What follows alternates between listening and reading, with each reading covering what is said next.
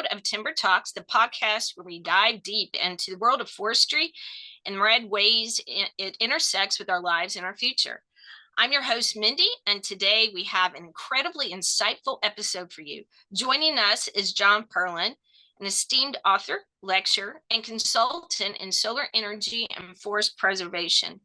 John has a profound understanding of the historical and contemporary roles of wood in the civilization as explored in his acclaimed book, A Forest Journey, The Role of Wood in the Faith of Civilization. Welcome to the show, John. Thank you. John, in your book, A Forestry Journey, outlines the pivotal role wood has played throughout human history. Could you share some key historical advancements in forestry and how they've shaped modern practices? Well, I would say I would like to show how wood shapes civilization, if that's okay with you. That's perfectly fine, John. Well, beginning about 1,000,000 years ago, our ancestors learned how to use wood for fire, and that totally separated us from all other animals because we were able to reshape the earth to our liking, which includes, first of all, making high protein cooking, and more importantly, to leave Africa to be able to create warmth in our domiciles, because it would have been impossible to settle in the northern hemisphere without fire, and also learning how to shape our tools with fire, because fire is the only way we can extract metals. And all civilizations are marked by being metal ages, and they should be really marked as wood ages, because it was the fuel that permitted the extraction of metals from Earth, because 95% of all metal comes from ore. And so all the metal ages, you take the Copper Age, the Bronze Age, the Iron Age, which we're in right now, it would have been impossible without wood. And then for transport, for example, the only ways we transported goods on land, it was by wagons, right? And wagons are built with wood. In fact, the American Indians called the pioneering wagons as wood on wheels. Okay, I've lost you here, John, for some reason. I don't know. There we are. Okay. Just kind of went out. So about the wagon wheels, that's where we left off. I'm sorry. Well, I was saying that all the wagons and also all their wheels were built of wood. And so when the Indians saw the covered wagons going westward, they called the Conestogas as wood on wheels. And then there would have been no we would have never had reached the New World without wood, because wood provided the material for shipping. In fact, all the means of bringing goods to one place to another was dependent on wood, because either the wagons were made of wood or the ships were made of wood. And it was only until the 1860s that with the Civil War, when the two ironclads went against each other, that people used wood as the sole means of building a ship. So all through civilizations which are dependent on globalization, which are dependent on trade, are dependent on shipping, and all the ships were made of wood. And so I didn't understand when I began the book why nobody saw that wood was basically the foundation for all of human activity. Okay. All right. Well, they also say that our brains just grew by leaps and bounds when we started eating protein. So having the wood to cook protein, helped us evolve to who we are today. Precisely, and it was only through wood fires learning that. Okay, the evolution is such that you've heard of the great apes, Mm-hmm. and the great apes are um, orangutans, gorillas, chimpanzees, and us. Mm-hmm. And all of these great apes are the only animals that build in wood. Mm-hmm. In fact, chimpanzees make tools out of wood, but the only what only differentiates humans from the other great apes is the capability of making fire. Mm. And that has led to everything that we call civilized. In fact, when when you turn on the ignition on a car, the word ignition comes from igni, which means fire. Mm. So without wood, without fire, we wouldn't have automobiles. So Well, without we don't have civilization, and not right, only we don't have civilization, we don't have humans. right, right, Because as you pointed out, it was the protein that allowed for the expansion of the human brain, which differentiates us from all other animals. right, right, right. Plus, it allowed us to hunt too, to make spears Well, and yeah, things I like mean, that. you will, one one of the things I discovered was the Stone Age is really the Wood Age, Mm-hmm. because the stone implements would have been useless without wooden handles or wooden shafts. Right, But it's only the fact that wood deteriorates that we have basically, as a reminder of that time period, the stone implements. But right. We find that I mean, try to try to use a knife without a wood handle. right. Well, we find arrowheads, but not the shaft. So Exactly. Or yes, try, yeah. yeah, try to shoot a arrow without the shaft. Right, right. Or shoot the arrow without a bow.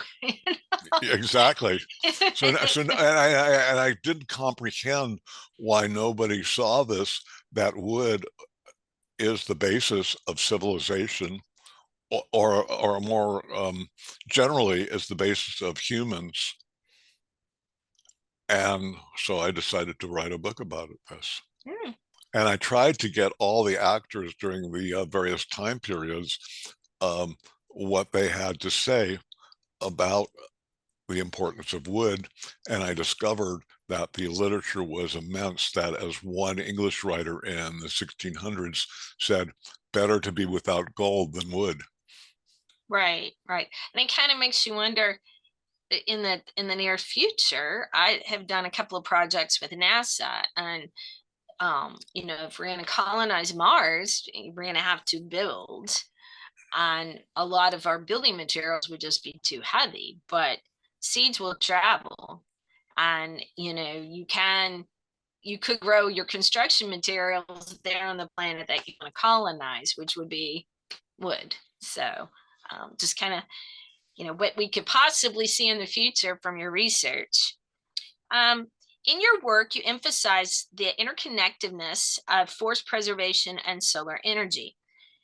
How have advancements in solar energy technology influenced forest conservation efforts? Well, it's actually the converse. It was the denuding of the local of the local forests that oh, influenced people to go to solar. And what happened was, solar was the main way to cook and heat. And once we were running out of wood, in a long time ago, like 6,000 years ago, people looked at where the sun is during the year. You know, people don't realize that the sun changes its position every day vis-a-vis the earth. Mhm. And they discovered that in wintertime, the sun is low in the sky, and in summertime, it's high in the sky. So what they did, they built accordingly to have like long roofs with eaves to keep the sun out during the hotter times, and would allow the sun to rush in to heat the house during winter. So they built accordingly because of the wood shortages, actually because of Mhm. deforestation. Um, and This is actually how I got into writing the book. Was I've written several solar books, and solar history begins with deforestation. Mhm.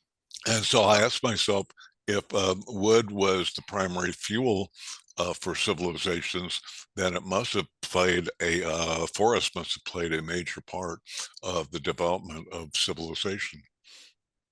Right, right.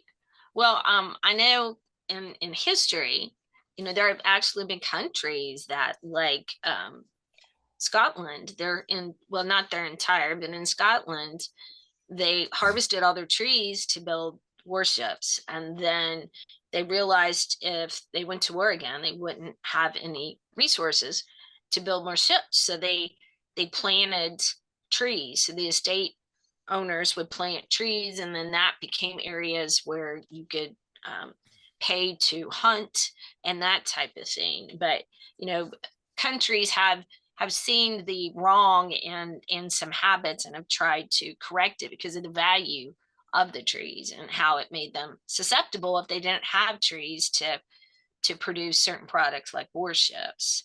So Well, actually, the main oh, you might say reaction to deforestation was to go to other places to deforest. mhm, In fact, that's why America was so valuable to the British, because it provided them with large masting timber mhm. to build their great warships and be the rulers of the sea.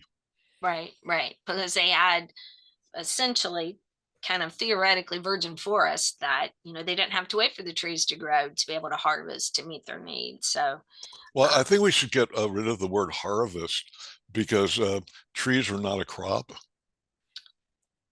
okay, all right, deforestation. That's a misnomer spread by the timber industry. Harvesting to pretend that trees are a crop to be cut down. We should look at the trees as basically today as, and I was reading this yesterday, is the only means of removing carbon dioxide from the atmosphere right now. Okay, all right. So instead of looking at trees as a crop, the end of my book, I show how trees have become even more valuable to civilization as protectors.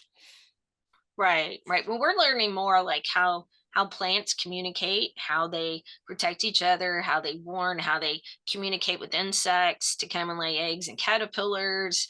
And so we're learning more and more about our natural world. And you know, we there are such things in North America, tree cities, and cities, big cities, small cities are jumping on this bandwagon to reduce the heat island that has been created in big cities from removal of trees. So we're kind of going back trying to fix the problem in our urban development. um, can you give us an example of how modern technology is being used to preserve forest and manage resources more efficiently? Well, I don't think any there isn't like oh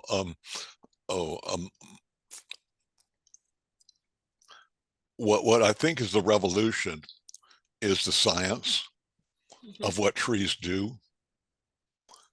For example, it was only in 1990 that we realized that old growth um, sequestered more carbon than, say, growing trees like crops.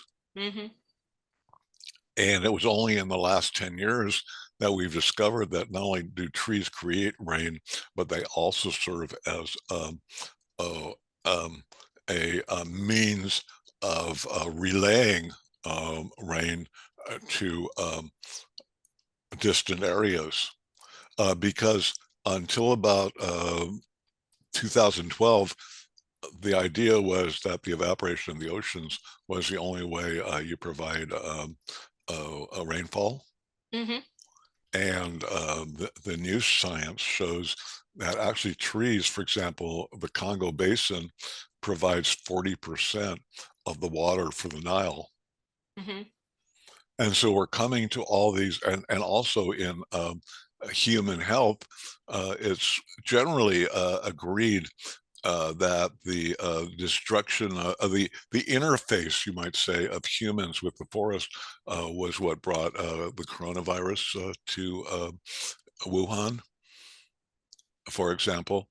Um, so we're discovering it's called One Health, where the health of the animals, health of the forest, results in the health of humanity.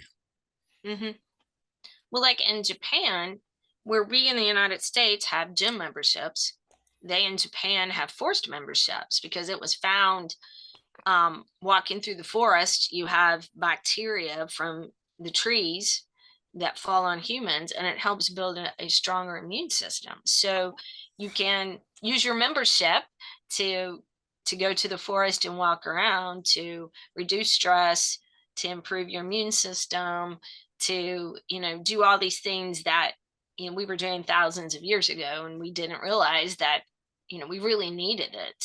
So I agree with you. There's, science is learning more and more and more about our interconnectedness, humans connected to animals, connected to the environment, connected to forests, and trying to correct some of the mistakes we've made in the past by removing trees for numerous reasons, urban development.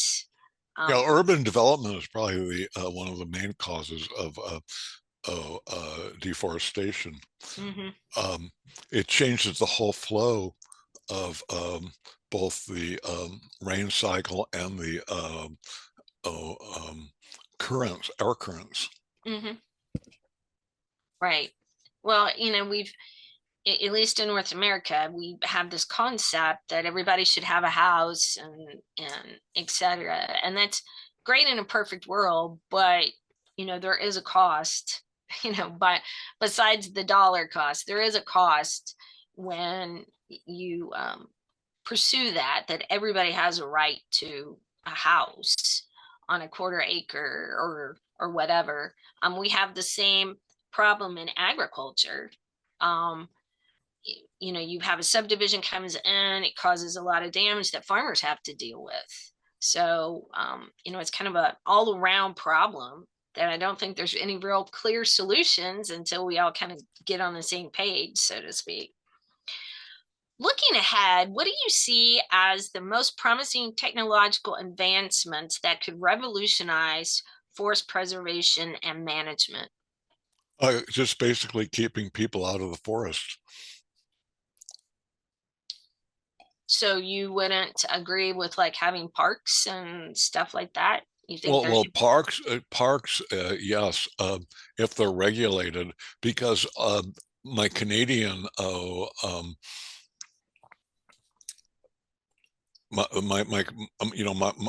people I work with in Canada have told me that most of the fires in the forests have been caused by ATV vehicles. Mhm. And for example, the big fires in California were all caused by the utilities cutting back on safety. Mhm. And what the utilities have done is they're trying to get rid of the forests rather than upgrade their equipment. So Right. I wouldn't say there's been progress has not been linear because the problem is each person has their special interest. Right. And so we have to somehow establish a societal good that everybody perhaps starts to follow. A good example is we know that the coronavirus, for example, evolved in Southeast Asia. We know that.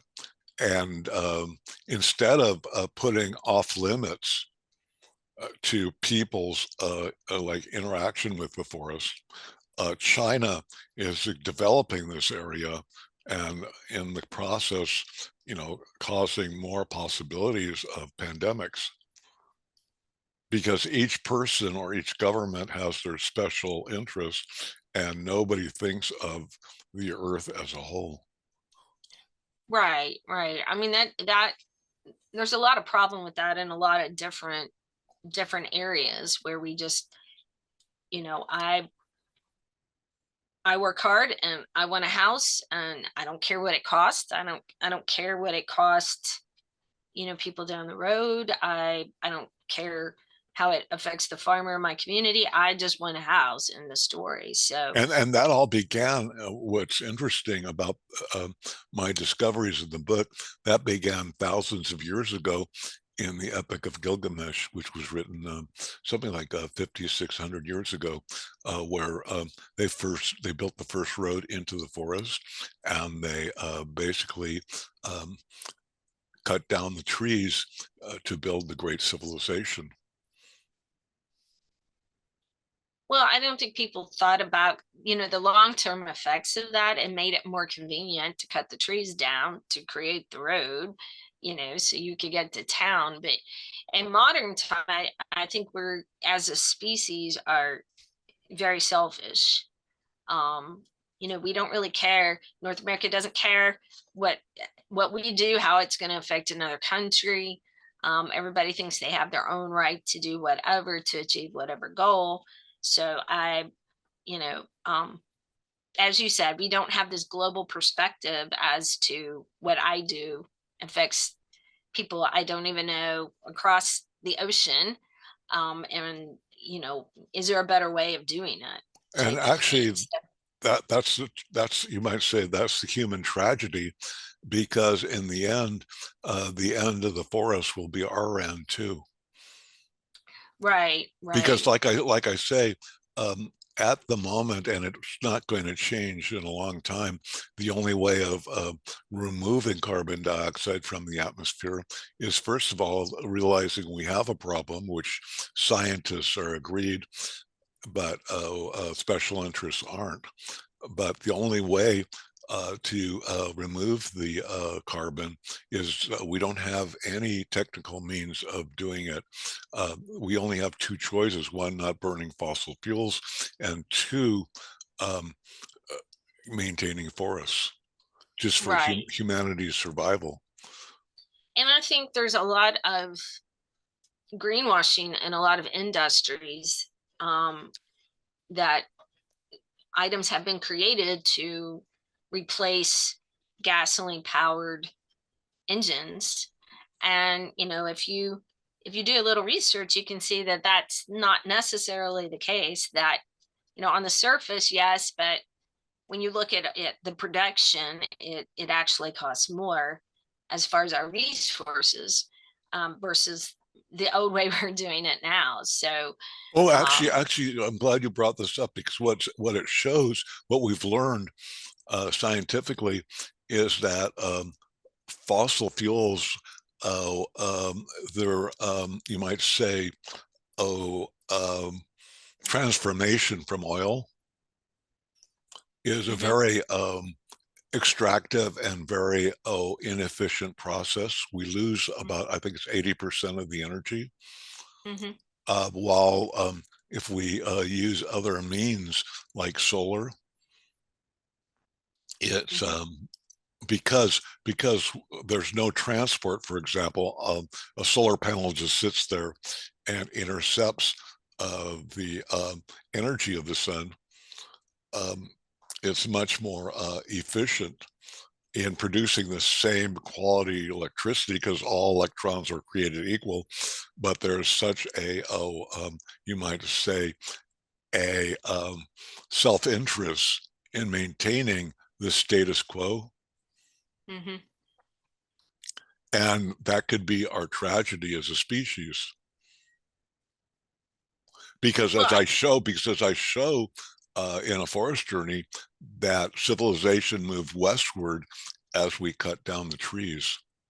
mm-hmm. And everybody thinking that, oh, there's another forest to cut down. And Right, and that's becoming less and less a reality. right. I mean, eventually we're going to run out of trees. We can replant them, but it takes time. Um, That's eventually we need to. that's why restoration is so much more valuable, is because you just hit the nail on the head. Is that it takes time. In fact, it takes 150 years for a tree to become a net oh, um, oh, carbon sink. Mm-hmm. And if we have a 150 year old forest and we cut it down and then say, we're going to replant, well, there's 150 years of carbon, like being you know sent into the atmosphere. Right, right. Um, well, I mean, there's many environmental mistakes we've made. Well, and That. hopefully that's one of the you might say values of my book, is I have an entire like epilogue about all the science on why trees are more important today than they were when we used the wood as fuel, or the wood as building material. It's to be our savior.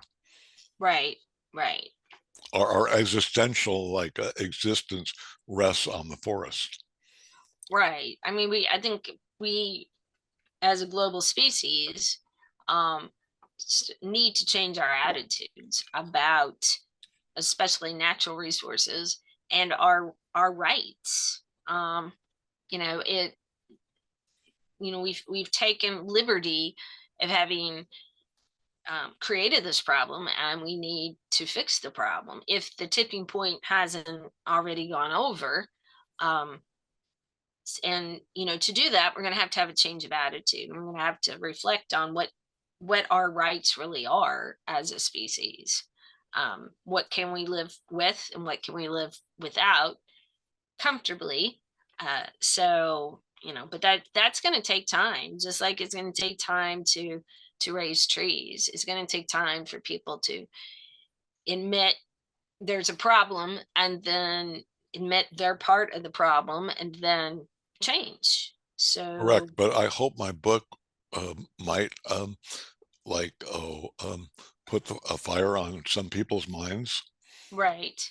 to see that indeed all these places which we don't believe could ever have nurtured trees were once great forests, Hmm. and that this can be our fate too. Right. We have like Easter Island. That Easter Island was covered in trees, and they removed the trees to move the statues, and then um, they they ate coconuts and different stuff, but they also had rats that ate coconut. It was just an environmental disaster, but it started with the removal of the trees, to move the statues. So we have examples out, in history, that we can see what happens when the trees are gone. Well, actually, Um, we have examples right at home where the whole eastern United States used to be the forest of the world. mhm, I mean, trees in the East Coast, which rivaled the great trees in California. mhm. So it's not like Easter Island. It's say upstate New York. Right. It's right at our back door, so to speak. So, but um, this is not a new concept, I guess is what I'm trying to get at. We have numerous examples of what happens when we remove the trees, is just trying to get people to understand and come up with a plan to start planting, and realizing that we're going to have to come up with some other materials for building and etc., instead of taking the trees down. Exactly. and And that's understand what that. I hope my book helps accomplish. Right, right. But old habits die hard sometimes. So, how do you envision the role of wood and forest evolving in the context of global environmental challenges? Could you explain a little bit? Um, do you see wood and forests becoming an important issue when we're talking on global environmental challenges? It's the only issue. The only issue. Okay. Do Because you? the reason is, as I mentioned earlier, is trees determine in large part the precipitation. Hmm. And in a thirsty world, that's very important. Right. And remember that a good portion of the world depends on hydropower, Hmm. and you have no hydropower if you have no precipitation. Right. Right. And not to mention global warming, the which, I don't know if you've seen the maps, but in Africa, they've been experiencing like heat all the way up to 150 degrees, which humans can't live with. Right. Um, you know, and then there's the air quality Hmm. that global warming creates longer lived viruses. Hmm. Then there's the epidemic, which I think everybody agrees, except for, say, people in Congress, that it was caused by environmental disaster in Southeast Asia. Hmm. I mean, I could go on and on, because trees basically, through photosynthesis, created the atmosphere that allowed large animals such as us to evolve, because trees, and I go into this, actually, I fossil hunted and found the first true tree, which was dated to about 380 million years ago, which began the carbon takedown and the oxygen like addition to our atmosphere, which invited uh, um, animals from the sea that could breathe to make land.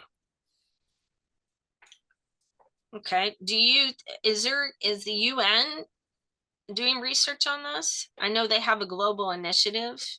Um, do you know if the UN has any goals for countries to try to achieve? I know Europe is really into the UN initiative, the ESG, but I didn't know if you were aware of anything going on with the UN. Well, there's a UN agency called the International Forest Organization. I believe they are working on this, but the problem is forestry for the most part has been dominated by people who cut down the trees Hmm. rather than people who are focused on restoring the trees.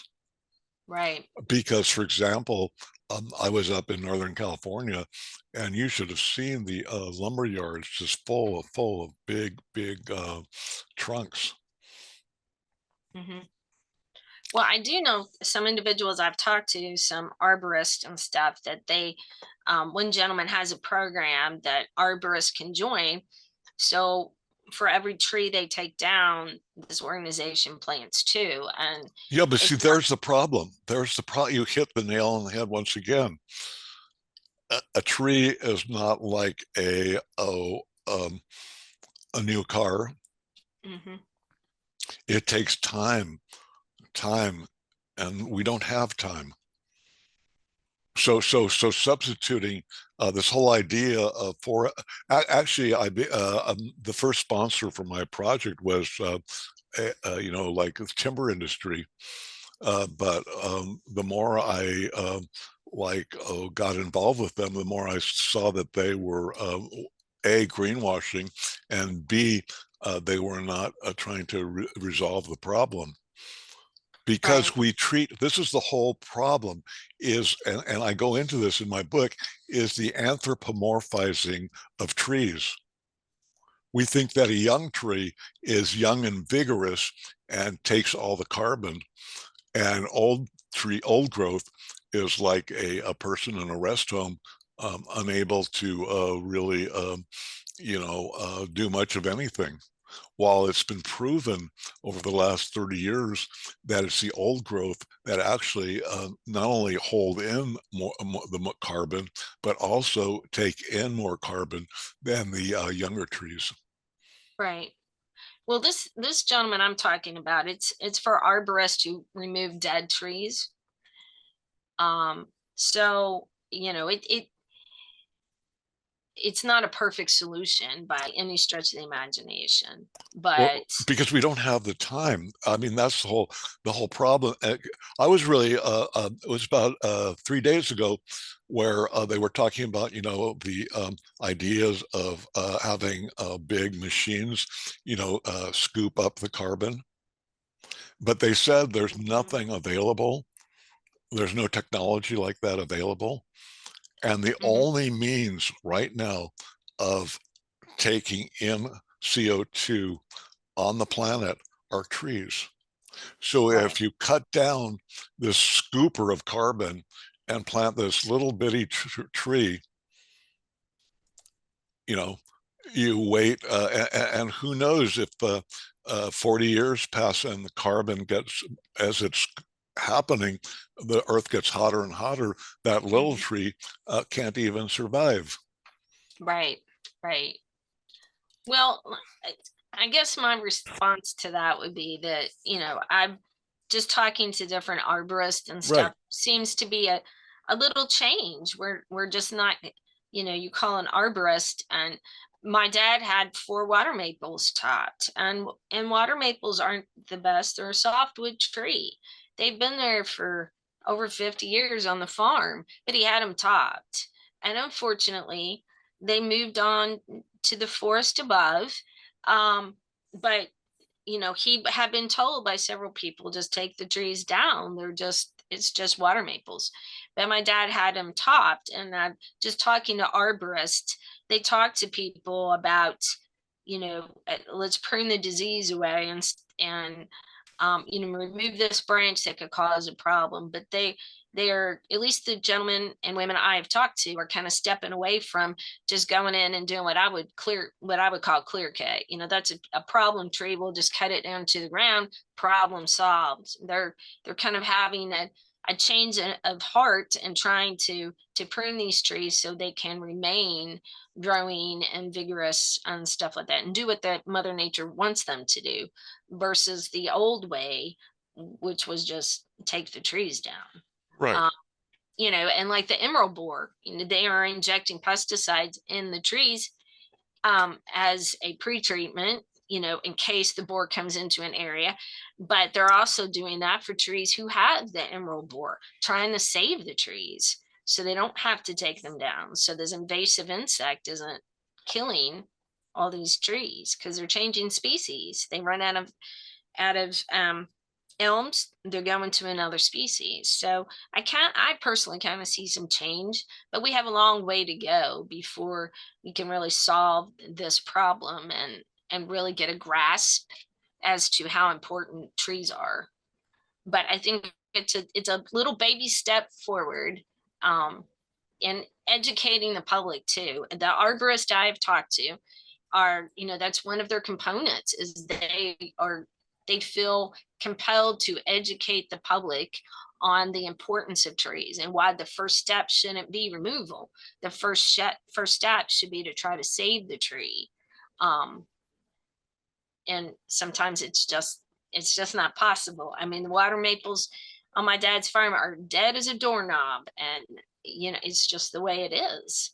But his first inkling was not to have the trees taken down to ground level. So maybe things are changing just Well, slightly. actually, what I show in my book is that over the thousands of years, there was a lot of cognizance of the value of trees. Mm-hmm. Two is that we're not the first to realize the significance of what trees do. I show example after example, like, for example, Plato, where he noticed that when you remove the tree cover, the land became bare, he said, like the bones of a carcass without any meat. Mm-hmm. Mm-hmm. So hopefully people, if they read the book, they'll see not only how trees were fundamental for civilization, but also how people actually considered the care of trees as just as significant. And at the end of the book, I have maybe 30, 40 pages about the evolution of the science of trees, Mm-hmm. where I show all the values that trees provide for our survival. Right, right. And I think associating ourselves and looking at trees as a living organism, they're not, it's not just wood, it is a living organism. I did a presentation for someone else and I wasn't aware um, that Johnny Appleseed, um, during that time, 18 something, we were grafting.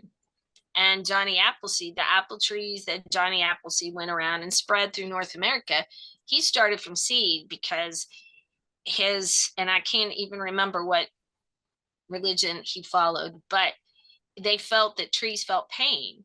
And so grafting caused, pain that you could avoid by just starting your trees from seeds.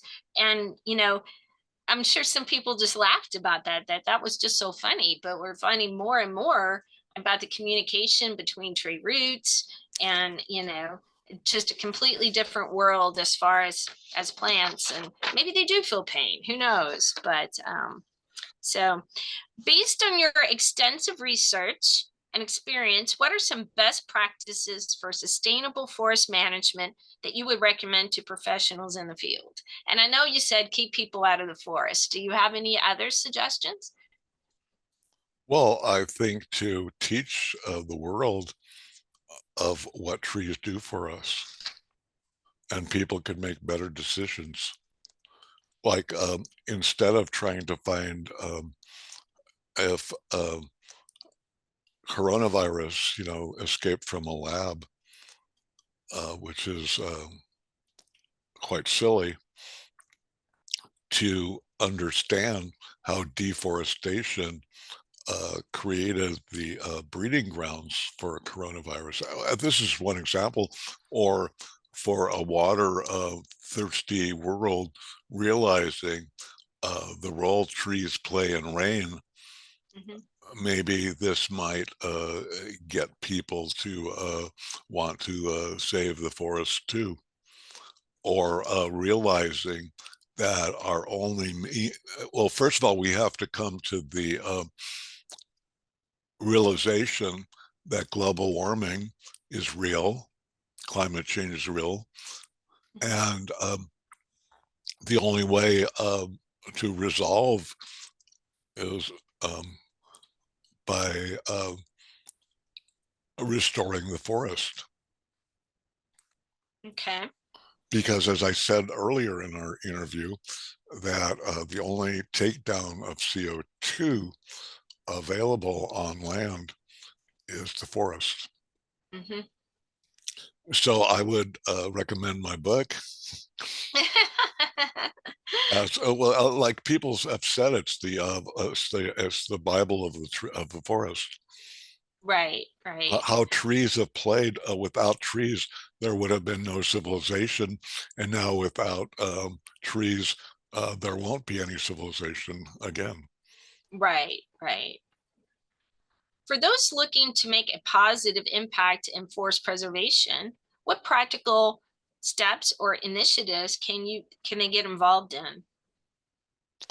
Well, one is learning to build without using timber. Okay.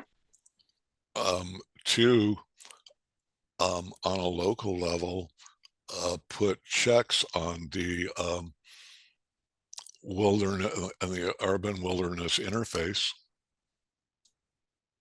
Okay. Uh, Um, is there anything that people like maybe encourage? I know they would be small trees. I completely understand that. But do you think people getting involved in their local community and maybe trying to plant more trees in their local community or their local yeah, park? yeah. I mean, that's all good, but realizing um, if you cut down a tree, your seedling doesn't replace it. How about being more involved and maybe trying working with Congress or at the state level to try to preserve, get more forested land protected from urban development or Exactly, something? exactly.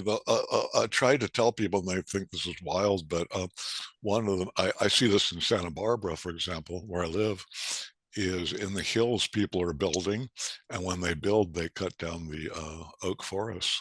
Mm-hmm. So real estate has to be either limited or informed. And Right. I see the biggest problem in Santa Barbara with the I like to hike a lot, Mm-hmm. and what I see is the danger of the terribleness of the urban wilderness interface, where you see, for example, on hillsides only mustard plants growing because all the oaks have been removed. Mm-hmm. And um, basically, to realize, and I hope my book does this, because I was able to have the ear of all the best forestry scientists, to realize what trees do for humanity, and then to make a rational choice.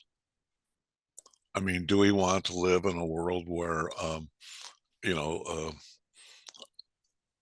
we have to live indoors because it's too hot? And, and a really big question comes in is fossil fuel generating plants and nuclear generating plants require rivers or to Mm-hmm. you know it's called the thermodynamic cycle. They need rivers to cool the the huge engines to create more electricity, Mm-hmm. and this won't be capable if we have a hotter earth. Right. Right. So we have to realize once again, it's sort of like the health called One Health, which I earlier mentioned. Mm-hmm. Animals, the healthy animals, healthy forests, healthy humanity. Right. It's very simple. It's called One Health. And I think a problem in this is as we view ourselves segmented, we view ourselves removed from that because we can rationalize as a species and having this idea what I do in Indiana is going to have an effect globally. It's going to have an effect on people I don't know, never seen, that type of thing But it'll versus have effect on us in Indiana. right, but I think that mindset that it's just what I do just affects my community. Yes, but there's a ripple effect to that. um Well, and well, well, actually, that's what a forest journey is all about. It shows the movements of civilization because of the treatment of forests. So, right. for example, and this is hard for people to believe, even me, who's I've been to these countries. Greece used to be like the Pacific Northwest. Mm-hmm. Then we cut it all down. Mm-hmm. Italy, to the Greeks, looked like the Pacific Northwest. Mm-hmm. And then we cut it all down. Then to the Romans, the Western Europe and North Africa looked like the Pacific Northwest. Then we cut it down. Mm-hmm. And, you know, and we don't, and then we look to America, Eastern America, as the Pacific Northwest, and then we cut it down. Right. And then we look to the Pacific Northwest as the ultimate tree place. Mm-hmm. And now we're cutting it down. Right. Right. In fact, one of the, I think, amazing things that I learned from this project that I did in a forest journey is just in pictures, you see the size of the trees that were once there Right. Yes. Yes. as logs. Mm-hmm. I did a project many years ago for the Smithsonian, and it was about the garden club at the time, with what you're talking about. And the women were just appalled at the redwoods being taken down. So they were actually the ones that got the ball rolling, so to speak, to get some protection from them. They were also involved in creating an alternative to chopping down a live tree for Christmas. They really pushed to get something different, like an artificial tree where you could still have the same look, but you weren't taking trees down. And it was just a group of women in a garden club that were just appalled by these huge trees coming down way, a long time ago. So Yeah. What I have in the book, for example, is an account of this tree that began as a sapling mm-hmm. before Socrates. And, you know, you could tell all the time changes, and then it would have kept on growing in, I think it was 1911, but then the timber industry came and cut it down. Right, right, right. Just some, with the history, it's something that we're really going to, as a society, as a global society, it's a global species, we're really going to have to sit down and think about and make some changes in our behavior. But while we, as you have stated, we don't have the time, it's going to take time to really come around. I mean, we had the flower children in the 70s, 60s and 70s, and all that stuff. We had Silent Spring, Rachel Carson warning about pesticide use and stuff, and yet we still use pesticides and etc. So we don't have the time to change, but it's going to take time to change, Well, unfortunately. actually, it's amazing that you bring up Rachel Carson, because Time magazine wrote that A Forest Journey, my book, Mm-hmm. is the forestry equivalent of Rachel Carson's work. Oh, great, great. I love her book. I've read her book a couple of times. So I find it kind of interesting how she was treated because she was a woman, but that's another discussion for another day. So John, thank you so much for sharing your insights with us today. It's been a truly enlightening discussion on the past, present, and future of forestry. For our listeners, if you want to dive deeper into the fascinating history and crucial role of wood in civilization, be sure to check out John's book, A Forest Journey. Thank you again, John. And to our audience, thank you for tuning in to Timber Talks. Don't forget to subscribe, leave a review, and follow us on social media for more insightful episodes. Well, thank you very much for having me. I hope I added a few interesting thoughts. You gave a different perspective for people to look at. I'm very much an environmentalist, so I'm 100% behind what you're saying. I have a degree in ag, and I don't use pesticides, which is kind of, on opposite ends of the spectrum. But, our society, if we're going to make it, we're going to have to change. As of right now, us getting on a rocket and leaving Dodge, so to speak, isn't possible. So we need, this is what we have to work with, and we need to learn to work with it in a respectable way. The only question is, do we have the time? is the question. Well, I think the real question is, do we have the motivation? I don't think we do as a species. I think it's too easy, and to me, history has shown that we destroy this area and we just move on to somewhere else and repeat the same thing, and we're running out of spaces to do that too, and so we can colonize Mars and continue our journey of destroying things and not learning from our mistakes. So I mean, in this situation, individuals can make a small difference, but it's going to have to be an industry change. It's going to have to be personal belief changes. It's going to have to be education. Going to have to, I used to be an educator. I used to teach, and um, like we couldn't. I taught biology and ag. We couldn't use the word evolution. We couldn't use the word big bang or the words big bang. We couldn't, and I'm like, well, just this was my stance on it. You may not agree with it, you may not believe it, but at least be educated in it so that you can defend your position of whatever side you want to take. But there's a lot of selection of knowledge that is presented to the youth, but adults can yeah, we're going to do this and we're all for it and we're going to change the world, and we're going to have it so our children can live on this big blue marble. But if you don't pass on the information, you don't discuss the principles behind this. I mean, science is learning new things all the time, but there's always a cost. Just like matter is neither created nor destroyed. I mean, there is, whatever action you do, there's a result. And unfortunately, in this example, and we've learned it numerous times, the result is we are very quickly eliminating ourselves, and we're taking other species with us also. But we don't have to do that. We have choices.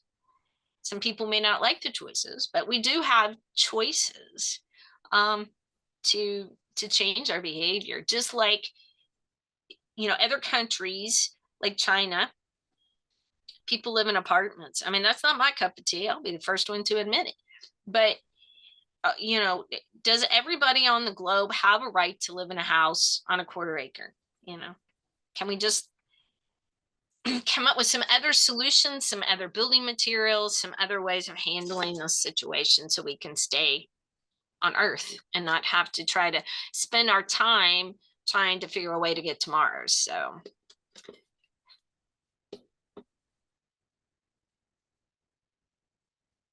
So did you have anything else you would like to say, John? Yeah, I mean, it was interesting that you mentioned evolution, because the first true tree, Archaeopteris, is what creationists hate, because it contains both leaves that are fern-like, but it has a trunk that's like a pine tree. And so what it does, it's one of the few examples we have of what's called the transition fossil, because it shows evolution in progress, creating what we call the idea of tree that has perpetuated for over 380 million years, and changed the world to an overheated planet where only very small insects could survive on the land, to a Garden of Eden with a plethora of species.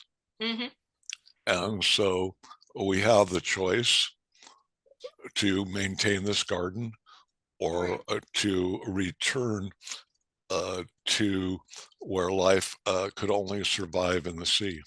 Right.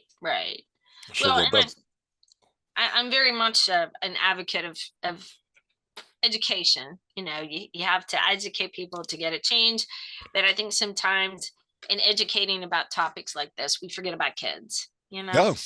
and if we don't educate or just present the science to the next generation, then it's Well, going let to me be show you. useless. Let me show you the bark of a Okay. 380 million year old tree. Oh, neat. Yeah, that's really So that's what I neat, dug up. John. Oh, that's great. So this That is is the great. tree that changed the world. That changed the world from a planet, like a planet where on Earth only the smallest insects, like maybe scorpions, Mm-hmm. could roam, Mm-hmm. to a oxygen filled, a carbon depleted atmosphere where we can happily roam. Right. So uh, this is 380 million year old fossil of the bark. That's great, John. Very interesting. Okay, All right. Well, I'm going to let you go. All okay. right. Talk to you later, I hope John. I gave you a good talk. Oh, you did. You did. I'm sorry for the mix up, but we got our talk done. It was We very did. interesting. I'm going to be getting your book because I'm curious. Okay, Uh, great. I'm very, very curious. So I will talk to you later, John. Okay, well, you have a good afternoon. You too. Bye.